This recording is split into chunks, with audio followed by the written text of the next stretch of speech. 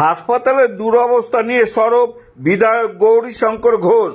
দেখুন, আজকে আমরা সংবাদ মাধ্যমের মুখোমুখি হয়েছে এই কারণে যে মুর্শিদাবাদ সাব ডিভিশন হসপিটাল, এই মুর্শিদাবাদ সাব ডিভিশন হসপিটালের অবস্থা অত্যন্ত খারাপ।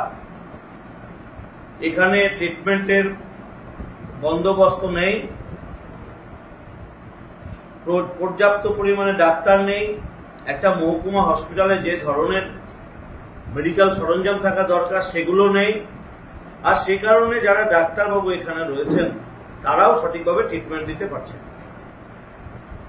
সবথেকে দুঃখের বিষয় হলো যে এই মুর্শিদাবাদ জেলার এই লালবাগ সাব ডিভিশন রোগী কল্যাণ সমিতির চেয়ারম্যান মাননীয়ার কথা অনুযায়ী যারা নির্বাচিত জনপ্রতিনিধি বা বিধায়ক তারা হন।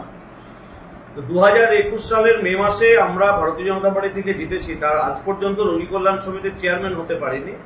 রোগী কল্যাণ সমিতির চেয়ারম্যান কে হবেন? তৃণমূলের যিনি হেরে গেছেন তিনি, অর্থাৎ সাউনি সিংহ রায় রোগী কল্যাণ সমিতির চেয়ারম্যান। উনি রোগী কল্যাণ সমিতির চেয়ারম্যান। আমাদের এই বিধানসভার মধ্যে জিয়াগঞ্জে যে একটা গ্রামীণ হসপিটাল রয়েছে তার রোগী কল্যাণ সমিতির চেয়ারম্যান হলেন এখানকার সাংসদ আবু তাহের খান। তো এই যে রোগী কল্যাণ সমিতির চেয়ারম্যান হয়েছেন, অথচ তারা হসপিটাল নিয়ে কোনো উচ্চবাচ্য নেই। মুর্শিদাবাদ জেলার এই যে মুর্শিদাবাদ শহর বা লালবাগ সাব ডিভিশন হসপিটাল, এই সাব ডিভিশন হসপিটালে ডিজিটাল এক্সরে মেশিন নেই।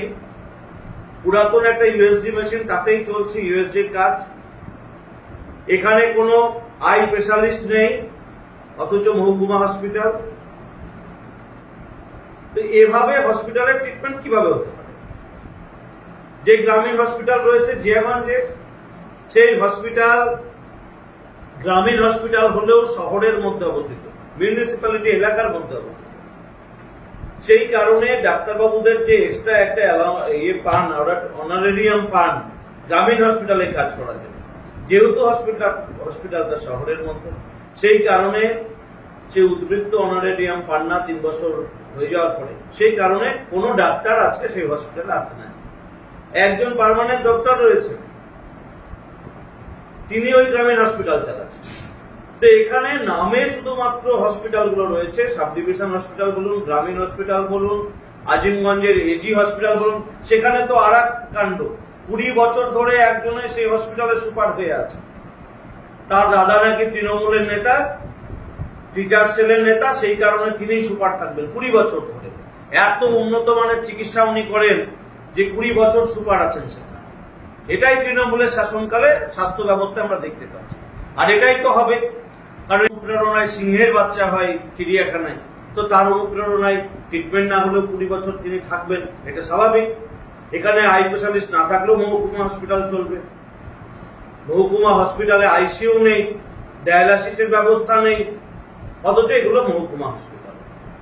আর এই তৃণমূল কংগ্রেস যারা সরকার চালাচ্ছে 14 বছর ধরে, যারা এই জেলার জেলা পরিষদ চালাচ্ছে, যারা এই জেলার 95% পঞ্চায়েত চালাচ্ছে, সমস্ত পৌরসভা চালাচ্ছে, পঞ্চায়েত সমিতিরও 95% চালাচ্ছে, তারা বারবার একটা কথাই বলে বিজেপি সাম্প্রদায়িক, বিজেপি সাম্প্রদায়িক, বিজেপি মুসলমান বিরোধী। এই একটা কথা বামপন্থীরাও বলে গেছে, আজকে তৃণমূলেরাও।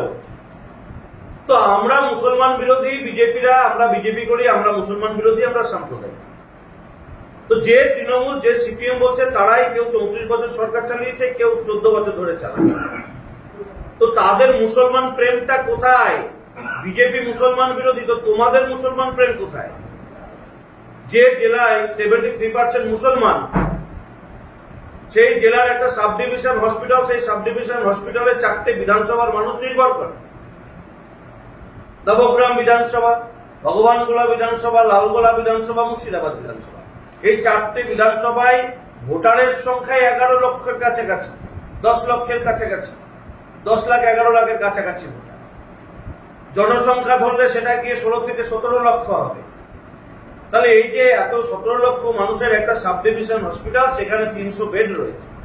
300 বেড পর্যাপ্ত নয়, আরো বেডের প্রয়োজন। আইসিইউ এর ব্যবস্থা নেই, মানুষকে জমি জায়গা বেচে প্রাইভেটে গিয়ে আইসিইউ এর ব্যবস্থা করতে হয়। মুর্শিদাবাদ মেডিকেল কলেজে আইসিইউ পর্যাপ্ত পরিমাণ নেই, মানুষ পাচ্ছে না। গোটা জেলায় একটা নিউরোলজিস্ট নেই পার্মানেন্ট, না মেডিকেল কলেজে রয়েছে, না সাব ডিভিশন হসপিটালে রয়েছে। নেফ্রোলজি নেই, নিউরোলজি নেই, কার্ডিওলজি নেই, এভাবে হসপিটাল চলছে। ডিজিটাল এক্সরে মেশিন নেই, একটা মাত্র ওটি। হসপিটালের অস্বাস্থ্যকর পরিবেশ, যেগুলো আজকে ডাক্তারবাবুরা থাকবেন হসপিটালের মধ্যে, এমার্জেন্সি তার আগে ট্রিটমেন্ট করবেন, সেই কোয়ার্টারগুলোর ভগ্নদশা, কোয়ার্টার মানুষ বসবাসের উপযোগী নয়। নার্সেরা থাকবেন, তাদের থাকার জায়গাও অস্বাস্থ্যকর। তো এই ধরনের একটা পরিবেশ সাব ডিভিশন হসপিটালে চলছে, যা রোগী কল্যাণ সমিতির চেয়ারম্যানকে, যত তৃণমূল নেত্রী শাওনি সিংহ রায়, আর জিয়াগঞ্জ গ্রামীণ হসপিটালের রোগী কল্যাণ সমিতির চেয়ারম্যানকে সাংসদ আবু তাহের খান। তো আমার প্রশ্ন এখানে যে বিজেপি সাম্প্রদায়িক মুসলমান বিরোধী, এরা মুসলমানের কিছু করবে না, তো যে জেলা 73% মুসলমান, সেই জেলার 95% প্রশাসনিক পদ তৃণমূলের দখলে, তারা কোথায় মুসলমানদেরকে সুস্বাস্থ্য দিচ্ছে?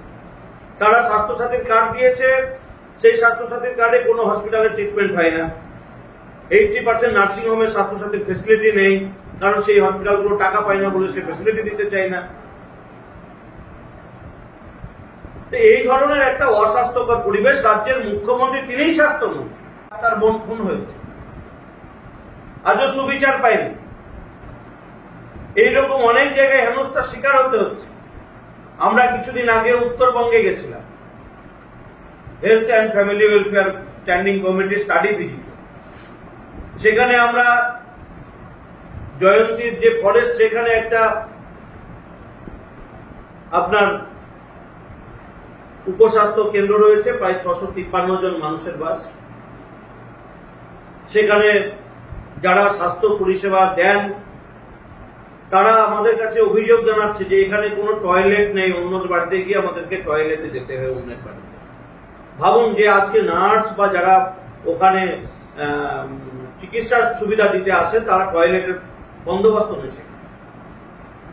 তো এই ধরনের পরিবেশ যদি রাজ্যের প্রত্যেকটা আমরা হসপিটালে যাই, সাব ডিভিশন হসপিটাল বলুন, গ্রামীণ হসপিটাল বলুন, মুর্শিদাবাদ জেলার যতগুলো হসপিটাল আছে, আমার যতগুলো সাব ডিভিশন, কাঁদি sub division, Jangipur sub division, আমাদের দমকল সাব ডিভিশন, সব জায়গায় একই হাল। চিকিৎসা ব্যবস্থা সম্পূর্ণরূপে ভেঙে পড়েছে। আজকে সাদিকার্ডিয়ার হসপিটাল বলুন, জলঙ্গি হসপিটাল বলুন, রানীনগর হসপিটাল বলুন, কোথাও সুচিকিৎসার ব্যবস্থা নেই। কিছু হলেই নার্সিং হোমে ছুটতে হচ্ছে। এই অবস্থা কেন? আমি এই প্রশ্ন করতে চাই রাজ্যের স্বাস্থ্যমন্ত্রীকে, একই প্রশ্ন করতে চাই রোগী কল্যাণ সমিতির যারা চেয়ারম্যান আছে তাদেরকে, যে আমরা মুসলমান বিরোধী, এই সাম্প্রদায়িক তাস খেলে তোমরা সারা জীবন ভোটে জিতে যাবে ভাবছো, তাহলে সেই মুসলমানদেরকে তোমরা স্বাস্থ্য পরিষেবা কেন দিচ্ছ? দাবি আমরা চাই অবিলম্বে এই মহকুমা হসপিটালের সুচিকিৎসা ব্যবস্থার বন্দোবস্ত স্বাস্থ্যমন্ত্রী করুক, রোগী কল্যাণ সমিতির চেয়ারম্যান করুক। আমাদের গ্রামীণ হসপিটাল জিয়াগঞ্জে রয়েছে, আমাদের এজি হসপিটাল আজিমগঞ্জে রয়েছে, আমাদের লালকুটিতে যে উপস্বাস্থ্য কেন্দ্র রয়েছে, ডাঙ্গাপাড়াতে উপস্বাস্থ্য কেন্দ্র রয়েছে, সেই স্বাস্থ্য কেন্দ্রগুলো কেন আজকে বেহাল অবস্থা? কেন সেখানে ডাক্তার নেই? কেন সেখানে নার্স যায় না? কেন ট্রিটমেন্ট নেই? এর জবাব আমরা চাইছি। আর সঙ্গে সঙ্গে এটাও দাবি জানাচ্ছি যে অবিলম্বে এই মুর্শিদাবাদ বিধানসভার মধ্যে যতগুলো গ্রামীণ হসপিটাল, এজি হসপিটাল, মহকুমা হসপিটাল, স্বাস্থ্য কেন্দ্র, উপস্বাস্থ্য কেন্দ্র রয়েছে, প্রত্যেক জায়গায় সুচিকিৎসার ব্যবস্থা করতে হবে। এই দাবি স্বাস্থ্যমন্ত্রীর কাছে, এই দাবি রোগী কল্যাণ সমিতির চেয়ারম্যানের কাছে, একইভাবে এই দাবি তৃণমূল কংগ্রেসের নেতা কর্মীদের কাছে। আজকে তো কাটমানি তোলাবাজির যুগ, তাই তৃণমূল কংগ্রেস কিছু দালাল এই হসপিটালগুলো ছেড়ে রেখেছে, যে পেশেন্ট আসলে তাদের হয়ে দালালি করে যে সেখান থেকে যে মুনাফা আসবে তার 75% যাবে কালীঘাট পর্যন্ত, আর 25% যাবে লোকাল। এই দালাল রাজও চালু করেছে তৃণমূল কংগ্রেস। কাটমানি তোলাবাজি, হসপিটালে দালাল রাজ, এটা তো দিদির অনুপ্রেরণায় চলছে, তৃণমূলের অনুপ্রেরণায় চলছে, শাসক দলের অনুপ্রেরণায় চলছে। এদেরকে ধরলে পরের দিন জামিন হয়ে যায়, পুলিশ ছেড়ে দিতে বাধ্য হয়, পুলিশের কাছে চাপ সৃষ্টি হয়।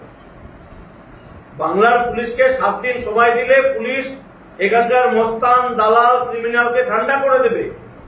তৃণমূল কংগ্রেসের নেতাদের কথাই পুলিশকে চলতে হয়।